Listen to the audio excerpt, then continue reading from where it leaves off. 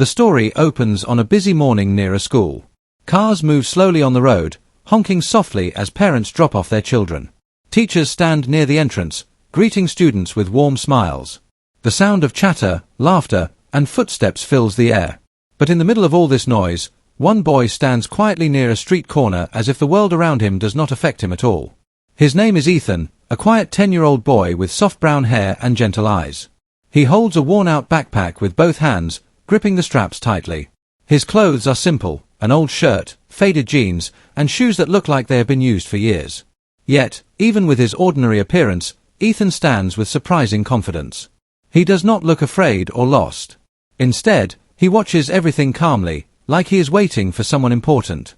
Across the road, a police officer named Officer Daniels is directing traffic. He blows his whistle, waves his arms, and controls the cars with loud, sharp commands. Daniels is known in the area for being strict. He believes children often lie, and he thinks most stories kids tell are silly. When he notices Ethan standing alone, he feels annoyed. To him, a child standing away from the crowd means trouble or excuses. Daniels steps toward Ethan and shouts, "Hey! You there!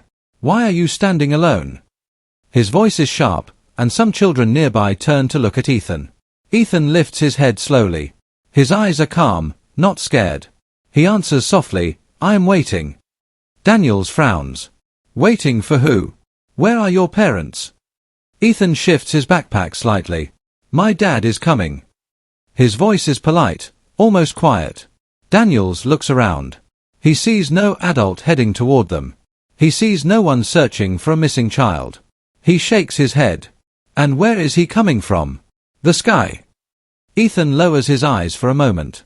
Then he replies, "He is in Special Forces. He comes when he needs to." Daniels bursts out laughing.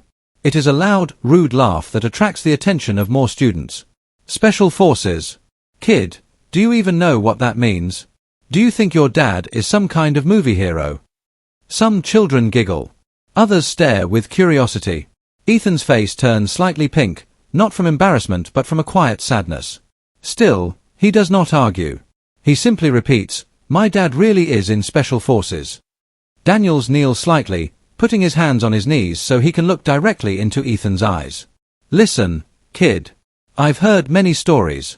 Kids say all kinds of things when they're scared. Just tell me the truth. Where is your real father?" Ethan meets his eyes directly. His voice stays soft but steady. "I told you the truth. He said he would come today. He never lies." Daniel scoffs and stands up again. "Sure. And next you'll tell me he fights secret missions and saves the world." Ethan doesn't respond. His eyes move toward the road slowly, as if searching for a specific car, a specific figure. His calmness irritates Daniels even more. "All right," Daniels says, putting his hands on his waist. "Since you don't want to tell the truth, you're coming with me. You can sit at the station until we find your parents." Ethan's body stiffens slightly, but he still doesn't panic. Instead, he whispers, almost like a warning, "Please don't take me. He will come." Daniels rolls his eyes. "I'm sure he will. A Special Forces dad arriving from nowhere." His tone is full of sarcasm. Just then, something happens, a moment so subtle that no one except Ethan notices it. A black car, quiet and slow, passes by the school. It doesn't stop. It doesn't honk. It simply passes as if it is blending into the traffic. But Ethan's eyes follow it intensely. Daniels looks at him and snaps, "Don't try to run away. I'm watching you." But Ethan isn't thinking of escaping. His voice whispers, "He's here." Daniels laughs again. "Where? I don't see him. Don't make up stories." But Ethan's eyes stay fixed on the road. The car that passed earlier returns slowly and parks a few meters away. The engine shuts off. No one gets out. The windows are dark. People walking by don't pay attention. But something about the car gives off a quiet, serious energy. Ethan's breathing becomes calm again. His shoulders relax. "He's here," he repeats, this time with confidence. Daniels finally notices the car but ignores it. "Stop playing games," he snaps. "Come with me." Before he can finish, the police radio on his shoulder crackles loudly. A voice says urgently, "All units, be informed. A Special Forces officer traveling in civilian clothes is present in your area. Do not approach unless necessary. He is on authorized movement. Daniels freezes. His face loses color. Ethan's words echo in his mind. My dad is coming. He never lies. The officer turns slowly toward the black car. The back door opens silently. A tall, shadowy figure steps out. The morning noise fades. For the first time, Officer Daniels feels a shiver run down his spine. Officer Daniels stared at the tall figure stepping out of the black car. The door closed behind the man with a soft click, but the sound felt heavy, like a warning. The morning noise around them was still there, but for Daniels, everything felt distant. Students walking past suddenly seemed slower. Cars on the road felt quieter. Even the wind seemed to pause. Ethan stood very still, his eyes fixed on the man. A small, relieved breath escaped his lips, the kind a child gives when someone safe finally arrives. Daniels noticed this and felt another wave of confusion. The man walked toward them with slow, controlled steps. He was not big or muscular like a bodybuilder, but something about him felt powerful. His shoulders were strong, his posture straight, and his walk was smooth, too smooth for a regular person. He wore simple dark clothing, a black jacket, plain jeans, and boots. A cap shadowed most of his face, but even then, his presence was intimidating.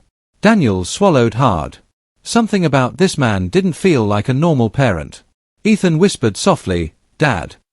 The man stopped right beside him and placed a gentle hand on Ethan's shoulder. There was no hug, no loud greeting, no emotional words. Just a calm, silent touch. But Ethan's face softened instantly. Anyone watching closely could tell, this was a father who cared deeply. Daniels cleared his throat, trying to sound confident. Good morning, sir. Are you?" The man raised his head slightly. His eyes met Daniels, and the officer felt a chill run through him. They were sharp eyes, trained eyes, eyes that had seen things normal humans never should. Eyes that could read someone in seconds. "Is there a problem, officer?" the man asked quietly. His voice wasn't loud, but it carried a strength that forced Daniels to straighten his posture instantly. Daniels opened his mouth, but the words got stuck in his throat. He finally managed to speak. I found your son alone here. He said you were in special forces. I didn't think he was telling the truth." The man did not reply immediately. His gaze moved from Daniels to Ethan. He checked Ethan's face carefully, as if scanning for fear. "Were you scared?" he asked softly. Ethan shook his head. "No. I knew you would come." The father nodded once, a small, approving gesture. Then he looked back at Daniels. "My son speaks little. But whatever he says, is true." His tone was calm, not angry, but it carried a warning underneath. Daniels felt sweat forming on his forehead. He tried to defend himself. "Kids lie sometimes. I didn't mean anything wrong. I was just doing my job." The man's jaw tightened slightly. "Mocking children is not part of your job." Daniels felt a sting in his chest. The man didn't shout, but his words hit harder than any yell could. The father reached into his pocket slowly. Daniels tensed, his training taking over, ready for anything. But the man only pulled out a small wallet and handed him a card. Daniels took it carefully. When he read it, his eyes widened. Special Forces, Classified Clearance, Level Red. Authorized Operative. Warning, Information Restricted. He had never seen a clearance level this high in his life. The title alone was enough to make senior officers stand at attention. Daniel's legs felt weak. I'm sorry, sir. I made a mistake." The father took the card back slowly. "Yes, you did." His voice was still calm, still quiet, but Daniels felt each word like a weight. Children nearby whispered among themselves. "Is he really his dad? He looks scary. Or strong. I don't know." Ethan ignored them. He only looked up at his father with quiet trust. The father knelt down and touched Ethan's cheek gently. "You waited well," he said. Ethan nodded. "I did what you taught me." A faint smile touched the man's lips, so small that someone could miss it if they blinked. But Ethan saw it. Enough to warm his heart. Daniel stood awkwardly, unsure what to do. The father rose to his full height again and turned toward him. Daniels quickly removed his hand from his belt, realizing how it might have looked. The man stepped closer to Daniels, not in a threatening way, but in a way that demanded respect. "Next time," he said slowly, Listen before you laugh. Daniels nodded nervously. Yes, sir. The father gave a final look at him, a look that said more than words ever could. A look that would stay with Daniels for a very long time. He then placed his hand on Ethan's back and guided him gently toward the black car. Ethan walked with calm steps, matching his father's quiet strength. Just before getting inside, Ethan turned his head slightly. He looked at Officer Daniels with soft, innocent eyes, not angry, not proud. Simply saying without words, "I told you." Daniels felt his stomach twist with guilt.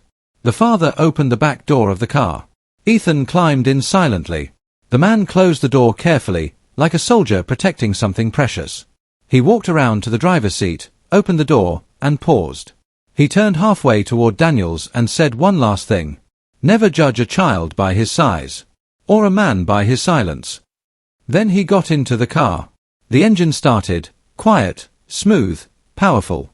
The car rolled away from the school, leaving Daniels frozen on the sidewalk, thinking about the boy he laughed at, and the man who arrived without saying much, yet said everything.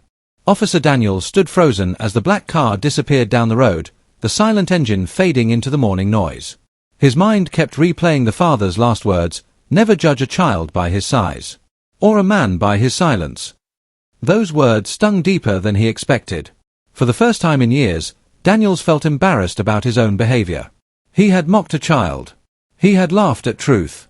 And most of all, he had underestimated someone dangerous without even knowing it. But the morning was not finished with him yet. As Daniels returned to directing traffic, he noticed a strange tension among teachers and parents. People kept whispering and glancing in the direction the black car had gone. Some teachers gathered in small groups, talking with worried expressions. Something felt off. Daniels tried to shake off the uneasy feeling, but it stayed with him like a shadow. After a few minutes, his police radio crackled again. This time, the voice sounded more urgent than before. All officers in District E, please stay alert. A classified operation may be active in your area. Do not interfere. Repeat, do not interfere. Daniels felt the hair on his arms rise. A classified operation? Near the school. That didn't make sense. He pressed the radio button. Control, is this connected to the Special Forces officer reported earlier? Silence followed for a moment. Then the same voice replied, information restricted. Just follow protocol. Daniel's heart raced. He looked toward the direction the black car had gone, and suddenly he thought of Ethan again. Was the father here for more than just picking up his son? As he stood thinking, a teacher approached him. Officer Daniels, she said nervously, do you know that man who came for Ethan? The one in the black car? Daniels hesitated. I know who he is. Why do you ask? The teacher looked around, lowering her voice. Because two men were standing near the school gate earlier. They didn't look like parents. They kept asking students if they had seen a boy with a worn backpack. Daniel's chest tightened. Ethan. The teacher nodded slowly. A cold fear washed over him. Someone was looking for the boy. Someone other than his father. Before Daniels could ask more, the teacher added, they left when they saw the black car. They didn't come back. Daniels felt a chill down his spine. Those men weren't normal. And they ran away because they recognized the father's vehicle. That meant, they knew who Ethan's father was. And they feared him. Daniels suddenly felt a deep responsibility. He had laughed at Ethan, not knowing the danger around him. But now he felt something he hadn't expected, protectiveness. Regardless of his mistake, he didn't want the boy hurt. The rest of the school traffic continued, but Daniels couldn't focus. Every sound around him felt sharper. Every unfamiliar face felt suspicious. His instincts told him something bigger was happening. And he was right. Across the street, he noticed a dark SUV slowly creeping behind the school wall. The windows were tinted, the speed unnaturally slow. Daniels stepped forward cautiously. Hey, he shouted. Stop the vehicle. But the SUV accelerated suddenly and drove away fast. Daniels felt his stomach twist. Something was definitely wrong. Only minutes later, the school principal came rushing out. Officer Daniels. Are you free to come inside for a moment? Daniels followed her into the school building, his boots echoing in the hallway. They entered a small office where two teachers stood with worried faces. The principal spoke in a low voice. Ethan left his lunch bag behind. When we checked inside, We found this. She handed Daniels a small folded note. His heart pounded as he opened it. The handwriting was neat and simple. If I don't come back by noon, go to Officer Daniels. Daniels felt his breath catch. Ethan left this note. Why him? Why would the boy trust him after everything? Then Daniels understood. Ethan wasn't angry at him at all. He simply knew Daniels was the closest officer nearby. And he trusted that a trained police officer could help in danger. Daniels closed his eyes for a moment. A strange mix of emotions filled him: guilt, responsibility, and a growing sense of fear for Ethan's safety. The principal whispered, "Officer, is the boy in trouble?" Daniels slowly shook his head. Not yet. But he and his father might be watched by dangerous people. The teachers gasped softly. Daniels stepped outside the office and looked through the school window toward the road. In the distance, another dark vehicle turned the corner quietly. Watching. Following. Searching. For Ethan. For his father. Daniels clenched his jaw. He had made one mistake already, laughing at a child who needed protection. He would not repeat it. He grabbed his police radio. "Control, this is Daniels. I need immediate information on the Special Forces operative in my area." The voice replied firmly, "We cannot give you that information." Daniels lowered his voice. "Then at least tell me this, is anyone targeting him?" The radio was silent for a long moment. Too long. Finally, the voice responded quietly, almost fearfully. "Yes." Daniels' heart dropped. "Is Ethan in danger?" Another pause. Then, "Yes." Outside, the dark vehicle slowly circled the block again. Daniels felt his hands go cold. This wasn't just a father picking up his son. This was much bigger. And Ethan was right in the middle of it. Officer Daniels' smile slowly disappeared as he read the small card in his hand again. He looked at Ethan, then at the road behind him, then at the card. Something inside him whispered that this was not a normal family. Not a normal father. And not a normal day. Ethan stood quietly, holding the photo of his father close to his chest. The wind blew softly, moving his hair, but he didn't blink. The boy was waiting, almost like he knew something was coming. Officer Daniels cleared his throat. "Ethan, why didn't your father pick you up?" Ethan looked up. "He said he would come only when it is safe." "Safe? Safe from what?" the officer asked. Ethan didn't answer. He simply pointed at the sky. A helicopter sound echoed faintly in the distance. But then suddenly, it stopped. Silence again. Deep, scary silence. The officer felt a chill on his neck. Something was wrong. Something big. He stepped closer to Ethan. "Listen, kid, if your father really is Special Forces, then he should know we need to take you to the station for safety." Ethan stepped back. "No." He said never go with anyone. He said he will come, quietly. Officer Daniels raised an eyebrow. "Quietly?" Ethan nodded. "He always comes in silence. That's how he saves people." The officer wanted to argue, but suddenly, he heard something. A soft crunch. A tiny sound of a footstep. Behind him. He spun around. There was no one. Just cars passing, parents rushing, children laughing. But he felt eyes watching. He felt someone close. He felt danger and safety together. Ethan whispered. "He's close." Officer Daniels felt his heartbeat rise. He put one hand on his radio. His body went stiff. Every instinct told him someone highly trained was nearby. Someone who moved like a shadow. "Ethan, tell me the truth. Where is your dad right now?" Daniels asked, voice shaking slightly. Ethan pointed toward the trees near the school gate. "He's watching you." Daniels' breath caught. "Watching me?" Ethan nodded. "To see if you're a good person." The officer swallowed hard. His hands felt sweaty. For the first time that day, he felt small. Like the boy standing in front of him knew more than he did. Then Ethan said something that made Daniel's heart skip. "If you scared me, he would have stopped you already." Officer Daniel's eyes widened. He felt an invisible weight in the air. The kind of pressure only professionals feel when someone powerful is close. And then, a shadow moved near the trees. Fast. Smooth. Silent. Daniels stepped back. "Who's there?" he shouted. No answer. The shadow moved again. Closer. Stronger. silent like a ghost. Ethan smiled softly. "He's here." The officer's breathing grew heavy. He didn't know whether to call for backup or stand still. Because whoever was hiding was not a normal man. Not a criminal. Not a stranger. This was someone trained to disappear. Someone trained to fight. Someone trained to kill, if needed. Officer Daniels whispered. "Oh God, the kid wasn't lying." The atmosphere grew thick, cold, and tense. Every sound around them slowed. Every second felt long. Every movement felt dangerous. Ethan clutched his backpack. "He's coming now."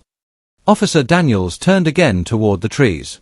And for the first time, he saw the shape of a man stepping out of the shadows. Quiet. Slow. Fearless. His footsteps made no sound. His face was calm. His eyes sharp. The father had arrived. And the world around them was about to change. The man stepped fully into the open, his dark clothes blending with the shadows of the trees. Every movement was precise, calm, and confident. He was tall, strong, and silent, yet the energy around him made Officer Daniels' heart race. Nothing about him seemed ordinary. Even standing still, he commanded attention. Ethan ran toward him and wrapped his small arms around his father's legs. The father bent down gently and held him close, brushing Ethan's hair from his forehead. No words were spoken at first. Only the silent comfort of father and son meeting again. Daniels watched, frozen. He had never felt such a mixture of awe and fear. The boy he had laughed at, the one he had mocked, was the son of a man whose mere presence could command respect and fear at the same time. Finally, the father straightened up and looked directly at Daniels.